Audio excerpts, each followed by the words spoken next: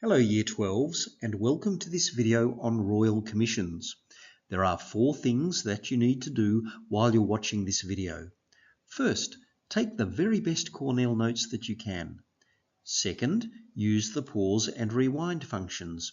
Use the pause function if you need to stop this video to take notes. Use the rewind function if you want to go over any information contained in this video. The third thing that you need to do is have your summary books open in front of you.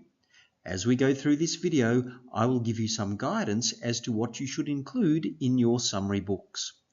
And the fourth thing you need to do is have your vocabulary sheets open in front of you so that you can write into your vocabulary sheets the definitions of key terms and of any other words the meaning of which you may be unfamiliar with. Once you've finished watching and taking notes on this video, make sure that you read the pages from the textbook referred to on this slide. And if you find any additional information from that reading that you think is useful, then supplement your Cornell notes with that additional information. Well, let's get started then.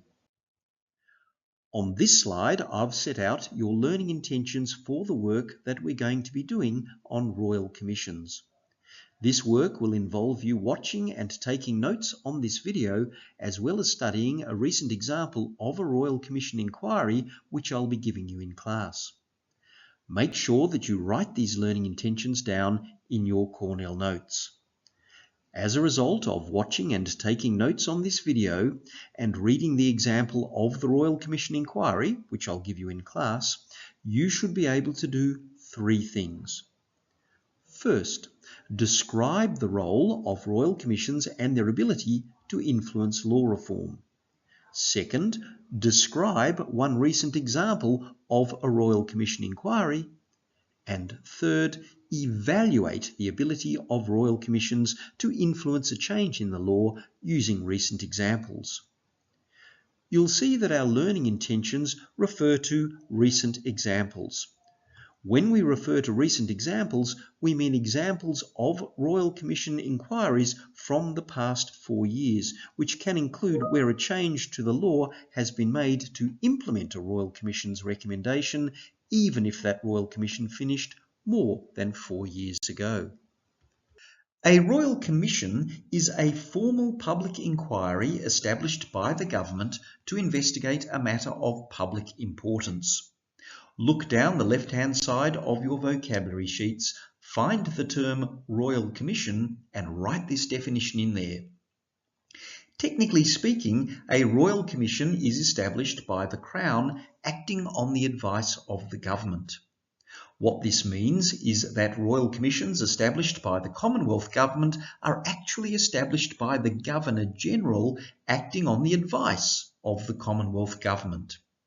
This is just a polite way of saying that the Commonwealth Government instructs the Governor-General to issue the terms of reference that specify who the commissioners, that is, who the people running the inquiry, are to be, what the Royal Commission is to investigate, and the date by which the Royal Commission is to hand in its report containing its recommendations. Similarly, Royal Commissions established by the Victorian Government are established by the Governor acting on the advice of the Victorian Government. Again, what this means is that the Victorian Government instructs the Governor to issue the terms of reference which are drafted by the Victorian Government that specify who the commissioners, that is, who the people running the inquiry, are to be, what the Royal Commission is to investigate, and the date by which the Royal Commission is to hand in its report containing its recommendations. Broadly speaking, a government will appoint a Royal Commission where there is a matter of significant public importance that needs to be investigated. Indeed, it will often be the case that the matter that the Royal Commission is required to investigate is a controversial matter. So, for example, Royal Commissions have investigated the regulation of the banking sector, the treatment of the aged in nursing homes, the treatment of people with disabilities in institutions, and the treatment of juveniles in Northern Territory detention facilities, in each case following the disclosure of serious breaches of the law and widespread abuse. Often, the terms of reference of a Royal Commission require it to make recommendations about changes to the law that should be made to address the problems that the Royal Commission is investigating, and that is what we are focusing on in this video. However, it's important to remember that there is no requirement for either the government or Parliament to implement a Royal Commission's recommendations for law reform. All that a Royal Commission can do is recommend changes to the law. It is then for the government to decide whether to introduce a bill into Parliament that implements those recommendations. And it is for Parliament to then decide whether to pass that bill so as to change the law. As we go through this video, you will see that there are many similarities between the Victorian Law Reform Commission and a Royal Commission, at least in terms of the process that they follow and the extent to which they are able to influence law reform. However, there are three important differences between the Victorian Law Reform Commission and a Royal Commission. These differences are set out in this table, which you must include in your summary books. First, the Victorian Law Reform Commission is a standing law reform body. What this means is that the Victorian Law Reform Commission has an ongoing existence, and it is always there to investigate law reform matters that are referred to it by the Victorian Attorney-General. The Victorian Law Reform Commission is staffed by legal experts and it investigates a wide variety of law reform matters as required by the Victorian Attorney-General. For example, the Victorian Law Reform Commission has investigated and recommended law reforms in areas as diverse as the regulation of medicinal marijuana, the protection of the rights of victims of crime, the reform of committal hearings, the response of the justice system to sexual offences, the inclusion of hearing and sight-impaired people on juries, and litigation funding. In contrast, a Royal Commission is an ad hoc law reform body. What this means is that a Royal Commission is set up as the need arises for an inquiry into a particular matter. The Royal Commission only investigates and recommends law reforms about the matter that it has been set up to investigate. Once the Royal Commission has delivered its report with its recommendations, it has finished its job, and so it then ceases to exist. The second important difference between the Victorian Law Reform Commission and a Royal Commission is that the Victorian Law Reform Commission cannot compel, that is, it cannot make any person give it information. Participation in a Victorian Law Reform Commission investigation is entirely voluntary. In contrast, a Royal Commission is able to exercise extensive investigatory or coercive powers. Unlike the Victorian Law Reform Commission, a Royal Commission can require people to attend hearings, to give evidence under oath, and to be cross-examined on the evidence that they give. For this purpose, the Royal Commission will engage one or more lawyers who will ask witnesses questions, just as they would in a court hearing. The third important difference between the Victorian Law Reform Commission and a Royal Commission is that the Victorian Law Reform Commission can only make recommendations to change Victorian laws. In contrast, a Royal Commission can make recommendations to change any laws. Our first learning intention requires you to describe the role of Royal Commissions. Well, just like the Victorian Law Reform Commission, the role of a Royal Commission is to make recommendations for law reform in relation to matters that are referred by a government to the Royal Commission to investigate. As part of this role, the Royal Commission must thoroughly investigate possible law reforms and consult widely about any law reforms that it is proposing. Make sure that you write this role down in your summary books. On this slide, I've set out the typical process that a Royal Commission uses to investigate a law reform matter. Please include a copy of this slide in your summary books. There are a number of similarities between the process followed by the Victorian Law Reform Commission and the process followed by a Royal Commission. As you can see, there are 5 main steps in the process that is typically followed by a Royal Commission. The first step is that the Royal Commission is established. As I've explained, a Royal Commission is an ad hoc law reform body which is set up when and as required to investigate a particular matter of public importance. The Crown sets up the Royal Commission by issuing letters patent. This is an old-fashioned term that refers to instructions that are given by the Crown. These letters patent or instructions appoint the commissioners, that is, the person or people who are to run the inquiry, set out the terms of reference for the inquiry, that is, the specific matters that the Royal Commission is to investigate and make recommendations about, and specify the date by which the Royal Commission must deliver its report with the Royal Commission's recommendations to the government. The second step in the process is that the Royal Commission publishes an issues paper. The purpose of this paper is to outline the matter that is being investigated and to ask questions that the Royal Commission wants to have answered so that it can make recommendations about possible law reform in relation to that matter. You'll remember that I said that a very important part of a Royal Commission's role in recommending law reforms is to consult widely about any proposed law reform. Well, this is the purpose of the issues paper. The issues paper invites submissions from the public and other interested groups about the matter the Royal Commission is investigating and possible law reforms in relation to that matter. These are written submissions which must be sent to the Royal Commission by a date specified in the issues paper. And the Royal Commission will read, consider and take all of these submissions into account when it's formulating its recommendations for law reform. The third step in the process is also focused on consultation.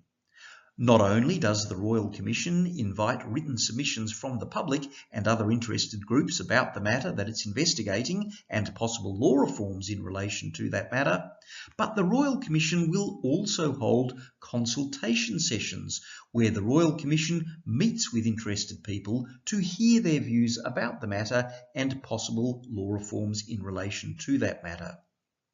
Again, the Royal Commission will consider and take all of these views into account when it's formulating its recommendations. The fourth step in the process is that the Royal Commission holds hearings to take evidence from people in relation to the matter that it's investigating. These hearings are often held in public, but if the evidence that is being given is confidential or particularly sensitive, for example, as where the Royal Commission is investigating the sexual abuse of children in state-run institutions and is hearing evidence from the victims, then the Royal Commission can hold these hearings in private. This is where the Royal Commission's process is different from the Victorian Law Reform Commission's process. It is during these hearings that the Royal Commission can exercise its investigatory or coercive powers to require people to attend the hearings, to give evidence under oath at the hearings, and to be cross-examined on the evidence that they give. In contrast, the Victorian Law Reform Commission does not hold formal hearings and does not have the investigatory or coercive powers that a Royal Commission has. The fifth and final step in the process is that the Royal Commission delivers a written report to the government which contains its findings and its recommendations for changes in the law. This is the end of the Royal Commission's investigation into the matter. It's then up to the government whether it wants to proceed with the changes to the law that have been recommended by the Royal Commission by introducing a bill into Parliament that implements those changes. And if the government does this, it's then up to Parliament to decide whether to pass, amend or reject that bill. The Royal Commission plays no part in this process. Our second learning intention requires you to be able to describe one recent example of a Royal Commission inquiry. To enable you to fulfil this learning intention, we'll be looking in class at an example of a recent Royal Commission inquiry, including the influence that the Royal Commission had on changing the law through its recommendations for law reform. Our third learning intention requires you to be able to evaluate the ability of Royal Commissions to influence a change in the law using recent examples. The next few slides respond to this learning intention by setting out a table which describes both the strengths and the weaknesses of Royal Commissions in influencing law reform. You should use the information in this table to help you evaluate the ability of Royal Commissions to influence a change in the law, which is the focus of this third learning intention. Please include a copy of this table in your summary books and make sure that you supplement the information contained in this table with notes from your reading of the textbook and from the discussion which follows, which help you to better explain the points made in this table. Importantly, you will see that the strengths and weaknesses of Royal Commissions in influencing law reform, which are set out on the first two slides, are very similar to the strengths and weaknesses of the Victorian Law Reform Commission in influencing law reform.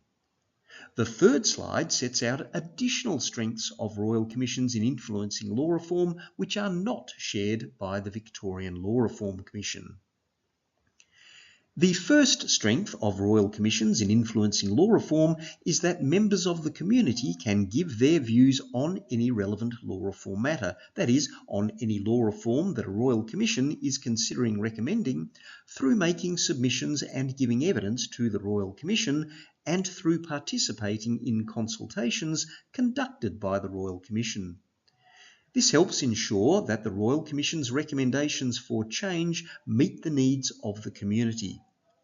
As I've explained, a Royal Commission informs itself of the views of interested people by inviting written submissions from them in response to an issues paper and by holding consultations at which interested people can express their views. In addition, a Royal Commission holds hearings at which it can take evidence from people that is relevant to the matter the Royal Commission is investigating, and this evidence is also used by the Royal Commission in deciding its recommendations.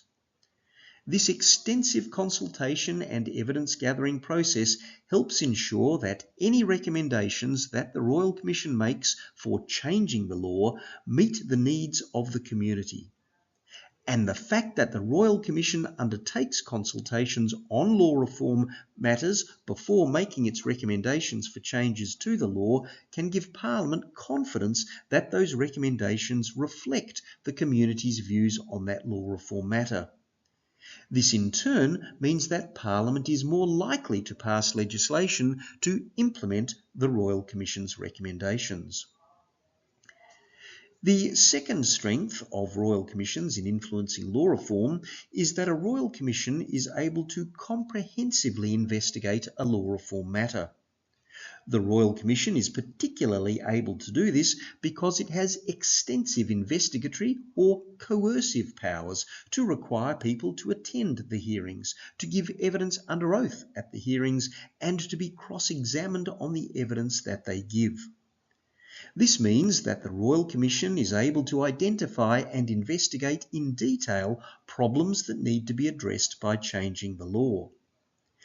As a result, Parliament can have confidence that, in investigating a law reform matter and making recommendations for changes to the law, the Royal Commission has thoroughly investigated that law reform matter together with the advantages and disadvantages of any change to the law. It is then up to the government to initiate a new law to reform the law by introducing into Parliament a bill that makes changes to the existing law. Importantly, the fact that the Royal Commission's recommendations for law reform are based on a thorough investigation of the law reform matter means that Parliament is more likely to pass legislation to implement the Royal Commission's recommendations. However, while a Royal Commission undertakes extensive consultation on law reforms it is considering recommending and comprehensively investigates those possible law reforms, a Royal Commission's investigations can be time-consuming and therefore very costly.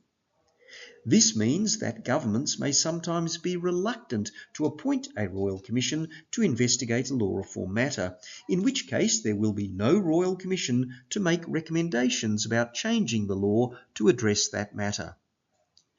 In addition, the scope of the Royal Commission's investigations into a law reform matter might be limited by the terms of reference that are given to the Royal Commission by the government. The Royal Commission can't investigate any aspects of a law reform matter that it's not instructed to investigate in its terms of reference.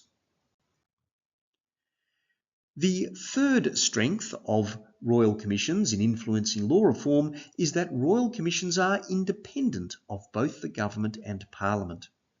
Accordingly, a Royal Commission's recommendations are objective and unbiased. This is an advantage because it means that Parliament is likely to give significant weight to the Royal Commission's recommendations. In particular, the opposition in Parliament is more likely to vote in favour of any bill that is introduced into Parliament to implement the Royal Commission's recommendations to change the law. This in turn means that Parliament is more likely to pass legislation to implement the Royal Commission's recommendations. Having said this, a significant limitation on the ability of a Royal Commission to influence law reform is that there is no guarantee that the Royal Commission's recommendations for law reform will be implemented by changing the law. The Royal Commission itself cannot change the law. Instead, it's entirely up to the government as to whether it introduces into Parliament a bill to change the law as recommended by the Royal Commission. And it is entirely up to Parliament as to whether it passes, amends or rejects that bill. In short, there is no obligation on the government to support the Royal Commission's recommendations, and there is no obligation on Parliament to pass legislation that implements the Royal Commission's recommendations. The fourth strength of Royal Commissions in influencing law reform is that because a government establishes a Royal Commission to investigate a matter, the government is more likely to act on the Royal Commission's recommendations, including its recommendations for a change in the law. There'd be little point in a government establishing a Royal Commission to investigate a matter if the government was not prepared to act on the Royal Commission's recommendations, including by introducing a bill into Parliament to change the law as recommended by the Royal Commission. However, the government is not in any way bound to support the Royal Commission's recommendations, which means that it does not have to introduce a bill into Parliament that changes the law in accordance with the Royal Commission's recommendations. In any event, as I've said, even if the government does introduce into Parliament a bill that changes the law in accordance with the Royal Commission's recommendations, Parliament can still reject that bill. Accordingly, this strength is very much just a minor strength of a Royal Commission in influencing law reform. So far, then, the strengths and weaknesses of Royal Commissions in influencing law reform are very similar to the strengths and weaknesses of the Victorian Law Reform Commission in influencing law reform. However, on this slide I have set out some additional strengths of Royal Commissions in influencing law reform that are not shared by the Victorian Law Reform Commission. There are three of these. First, because a Royal Commission will typically be investigating significant and often controversial matters of public concern, it will attract a lot of attention from the public. This may in turn raise community awareness of the need for changes in the law, that is, law reform, in relation to the matter that the Royal Commission is investigating. And this increased awareness might encourage individuals to take their own action to push for the changes in the law that the Royal Commission is recommending, for example, through petitions and demonstrations. This in turn can put pressure on Parliament to pass legislation to implement the Royal Commission's recommendations. Second, again, because a Royal Commission will typically be investigating significant and often controversial matters of public concern, it will attract a lot of media coverage. And so the media might also campaign for the changes in the law that the Royal Commission is recommending. Again, this can put pressure on Parliament to pass legislation to implement the Royal Commission's recommendations. And third, a Royal Commission has the power to require people to give evidence to it. This is important because this is yet another source of information that the Royal Commission can take into account in recommending changes to the law. Well, that brings us to the end of this video. As a result of watching and taking notes on this video and reading the example of a Royal Commission inquiry, which I'll give you in class, you should be able to do three things. First, describe the role of Royal Commissions and their ability to influence law reform. Second, describe one recent example of a Royal Commission inquiry. And third, evaluate the ability of Royal Commissions to influence a change in the law using recent examples. Don't forget to read the pages from the textbook referred to on the first slide of this video. And if you find any additional information from that reading that you think is useful, then supplement your Cornell notes with that additional information. Thank you for your attention.